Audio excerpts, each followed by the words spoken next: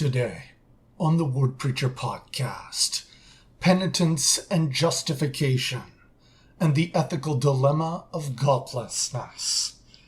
I'm Brett Jensen, and this is the Word Preacher Podcast.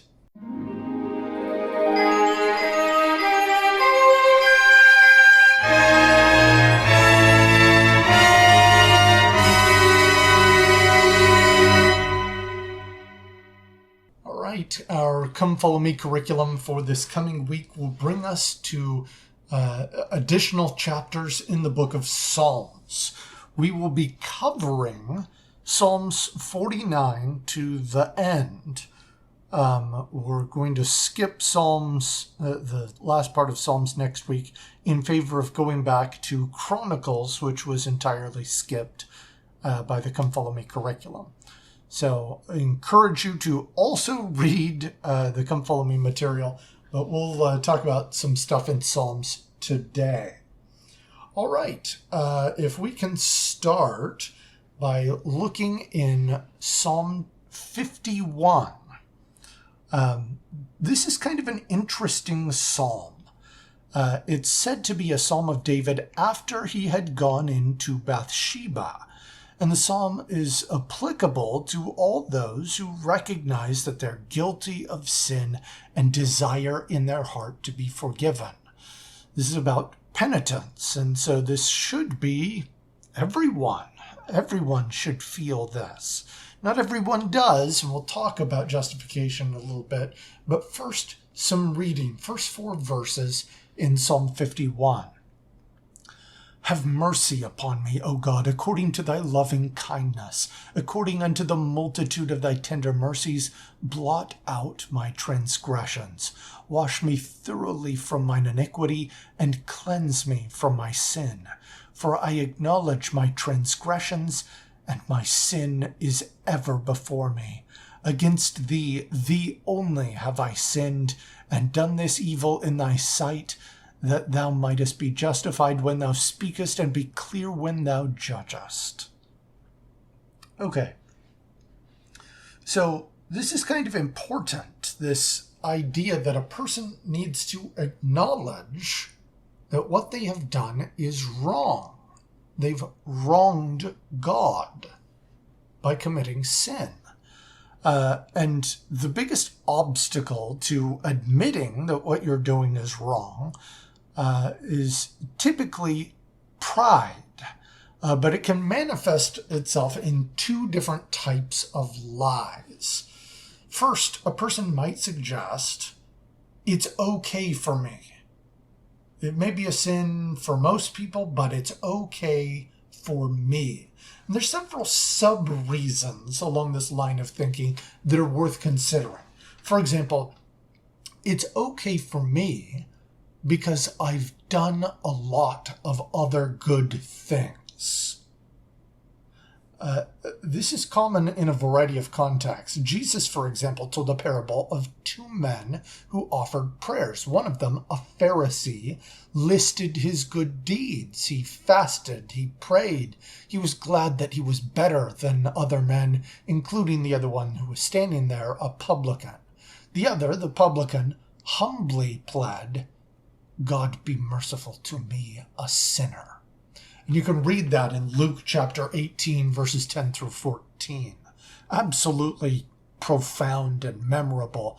The sinner was justified when he went home. He was in a better circumstance than the Pharisee. That may not necessarily mean he was guilty of less sins.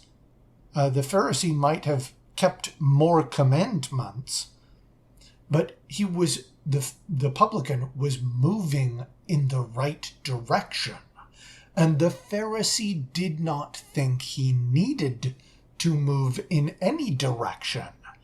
He thought he had arrived before the journey was completed. I've gone far enough. It's okay for me to do whatever else I'm doing, because look at all the good stuff that I have done or am doing. Therefore, everything else I'm doing is okay. This is not true. God is the one who decides when our journey is complete.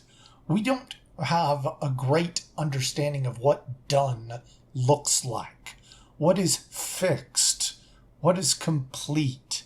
Eye hath not seen, nor ear heard, neither hath it entered into the heart of man, the things that God hath prepared for them that love him. How do we know that we love him enough? Why don't we let him be the judge of that? Keep doing what he says. Keep striving to improve. Look for things in your life that divide you from him, regardless of how many others you may have mastered. All right, let's think about another one. It's okay for me because I'm an exception to the rule. This kind of goes hand in hand with the other. This line of thinking may have been what ensnared David bit by bit from transitioning from a righteous king to murdering a man and stealing his wife. When he was confronted with Nathan, the prophet Nathan, who gave the parable about the rich man who stole the lamb from the poor man, he recognized that that was wrong. This was something that was wrong. But when he was told, "Thou art the man," when he realized it was him himself, it took him by surprise. He hadn't recognized this same wrong in himself, as though he were some special exception. It's different for me. Now, this can be done by degrees, not just with David, but with us. Very small omissions can transition us from having a really strong testimony into being someone who has no testimony, or even fights against God and his prophets. For example, a person who might say, "Oh, I've got a really strong testimony, so for me, it doesn't really matter if I pray every day or read the scriptures." Well, one thing might lead to another.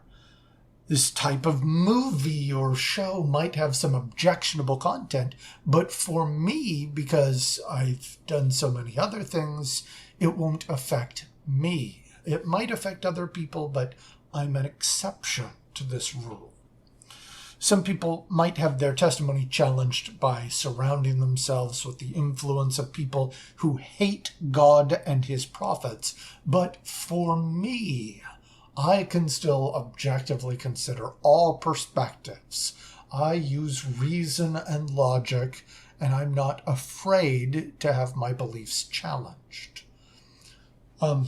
Frequently, in debates and in thinking about reason and logic, there's a logical fallacy that is discussed called the slippery slope.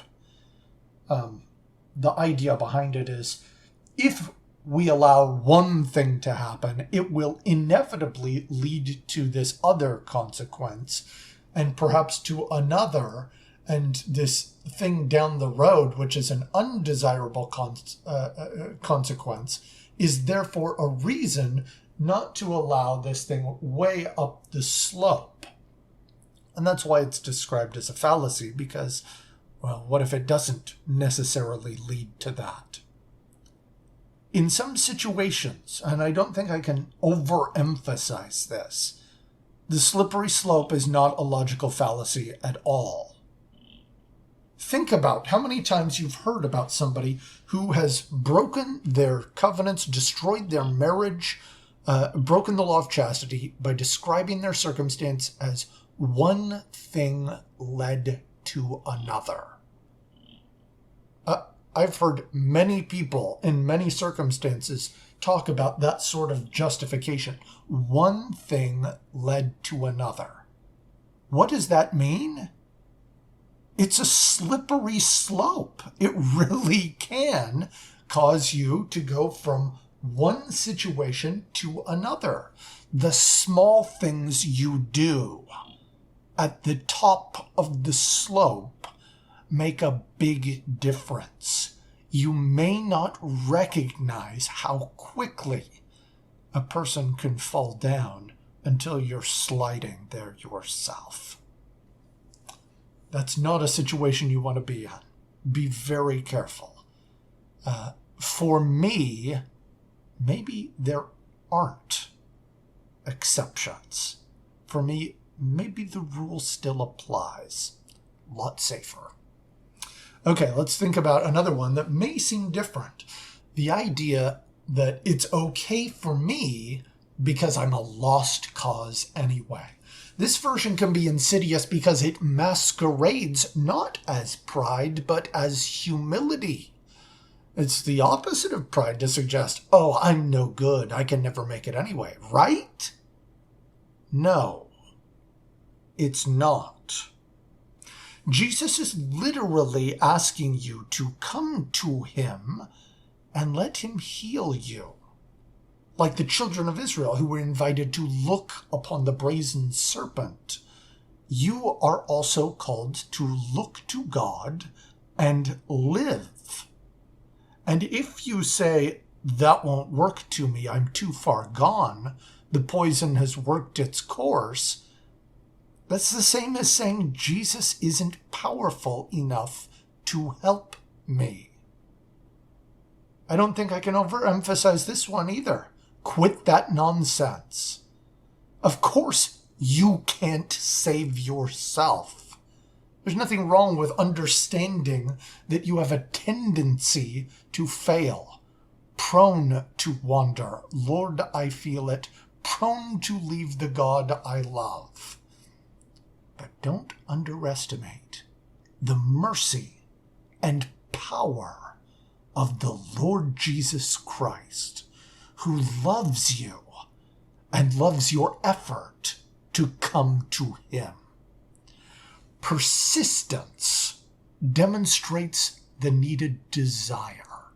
Keep striving to keep the commandments. Try to keep your covenants. If you make a mistake, get back up and ask him to help you, because he will. You're not a lost cause, and that doesn't mean it's okay for you. All right, the second lie. Instead of saying, this sin is okay for me, the second lie is, it's not actually a sin at all. I'm not guilty of anything because it's not actually anything bad. This is a dangerous lie because it can be very difficult to escape. Once it was a plain truth in the United States of America that marriage was a special family-forming covenant between a man and a woman. Culture has pushed over the past several decades the idea that homosexual relationships are, quote, not actually bad, to the point that a large number of people in society have accepted this, that it's not actually bad. The same can be said for other things, pornography, abortion. In the ancient world, they had similar problems with the idea of saying it's not actually bad. It might not have been for the same things, probably similar. For example, idolatry and the associated immorality was treated in the same way as it's not actually bad. And in spite of this assessment, it led to the scattering of Israel, because pretending that it was okay did not make it okay. A large number of ex-Mos, ex-members of the church, talk about the liberation they feel when they, quote, escape the cult, as they put it. And I want to be plain when I talk about this. When they say, oh yeah, all these standards that I was forced to keep, now that I've accepted it's not actually bad, I feel so much happier. If I'm to be plain, there is likely a measure of relief that these individuals feel when they remove themselves from pressures that encourage discipline. And you can intuitively understand this by considering the example of a customer service representative who may feel a bit of relief after a long day of work, when they come home, and they no longer feel the pressure that they need to be positive and professional in how they treat other people. No more smile on the face. No more, I'm happy to help you with your problem. It kind of turns off. Now, what's important to understand about that is that being positive and professional in how you treat other people, being courteous, that's not bad. It never was. It might require some discipline, but it was not bad to treat people with kindness and to be professional, even if they were not doing that to you. Now, I have some personal experience doing some customer service work, and I found that there were times when it was a relief, when I had some grumpy individuals that I had to deal with that were very disrespectful, and when my shift was over, it was relieving not to have to, speak in a cheerful way to people, not to try and have to help anyone. I could just sit down and I could be short and it wasn't a big deal. Of course, that wasn't true. I found that at times being short with people that I truly loved more than anyone else, in my family, was not a good thing. And I was better off when, in the process of doing customer service, I was able to look for opportunities to provide real help, to find ways to make my work more meaningful. And it makes a big difference when you're feeling useful and helpful. That makes you feel happier. And then when your shift is over, you don't feel quite this same relief that it's over. There may be other things in your personal life that you're excited to go work on, but being kind to people, being courteous, you don't need to feel that same relief. Now I don't have to anymore. The same is true when it comes to the standards that the Lord Jesus Christ established. You may feel a bit of relief if you no longer feel like you need to love your enemies, to bless them that curse you, to do good for them that hate you and despitefully use you. But when you understand a little about how Jesus feels about others, when you can find a little gem, a little bit of understanding about the value that his standards provide us, then it's not a big relief that comes when you stop pretending that this is holding you back. When now you're open to these standards of doing things that are not good. This is the key. When we don't just behave to conform, but when we behave because we understand and believe that it is best, it unlocks new abilities, new happiness inside of us. The people who are just going through the motions without actually striving for betterment, without striving to become a saint, they cannot endure. Jesus was very plain about the types of ground that would be able to produce and the types that would not. Pretending that the standards were bad because they were difficult does not make them bad. And it's sad the number of ex-members who talk about how much quote-unquote happier they are, because also, not very long after, or perhaps at the same time, they'll also talk about how depressed and miserable they are. The reverse is also true. Whether a society embraces human sacrifice or child abuse or some other evil, uncoupling moral standards may feel liberating, but it never ends well. God sets standards and laws for our good and for our happiness. And if we humble ourselves, seek God, we will find mercy. All right. Let's read another quick passage. This is in Psalm 53:1. The fool hath said in his heart, there is no God. Corrupt are they, and have done abominable iniquity. There is none that doeth good. There's a drive among many atheistic types to declare that you don't have to believe in God to be good, and it's possible to be bad and believe in God. And there's truth in that. But this argument stems from a very old drive to separate God from goodness. Because if God doesn't make something good, if God saying, now murder this person, doesn't make that act good, there must be some law that God is following. And if God is following a law that establishes what's good and what's not, then why do we need God? We throw God out and just have the law. Of course, the problem with this is that people are not very good at defining good. They can generally recognize good and evil, but defining it in terms of a law, that's tough. And over time, the laws become so detailed and verbose that no one knows them. And then you find situations where somebody is doing something that's more morally acceptable but illegal, or legally acceptable but immoral.